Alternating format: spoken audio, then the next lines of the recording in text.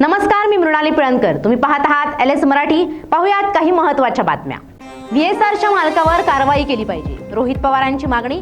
डीजीसीएवर पण कारवाई झाली पाहिजे. तसंच डीजीसीए व्हीएसआर कंपनीवर गुन्हा दाखल करणार. रोहित पवारांकडून स्पष्ट.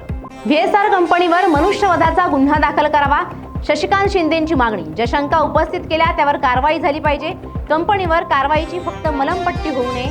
शिंदेंचं वक्तव्य. मालेगाव महापालिकेच्या विद्युत विभागात सामूहिक नमाज पठणाची चर्चा. नमाज पठणाचा व्हिडिओ सोशल मीडियावर व्हायरल. मालेगाव महापालिका कार्यालयात नमाज पठणाचा व्हिडिओ व्हायरल. व्हिडिओ पोस्ट करत सोमय्यांचा गंभीर आरोप. संबंधितांवर कारवाई करण्याची सोमय्यांची मागणी. छत्रपती शिवाजी महाराज आंतरराष्ट्रीय विमानतळ नवी मुंबई विमानतळ मेट्रोने जोडण्यासाठी मेट्रो 8 मार्गिकेची उभारणी. 34.9 किमी लांबीच्या आणि 22,862 कोटी रुपये खर्चाच्या या मार्गिकेस राज्य सरकारकडून मान्यता. सरकारी कर्मचाऱ्यांच्या घरभाड्यात वाढ. निवासस्थान सेवा शुल्कात दुपटीने वाढ झाल्याची माहिती.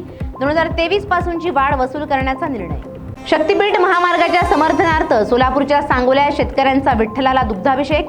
महामार्गामुळे शेती, व्यापार आणि वाहतुकीला गती मिळेल, शेतकऱ्यांना विश्वास. हिंमत असेल तर भारत अमेरिका व्यापार करार रद्द करावा. राहुल गांधींचं केंद्र सरकारला आव्हान. करार शेतकरी विरोधी असल्याचा किसान चौपालमध्ये राहुल गांधींचा दावा. मी हस्तक्षेप केला नसता तर पाकिस्तानची परिस्थिती अधिक गंभीर झाली असती.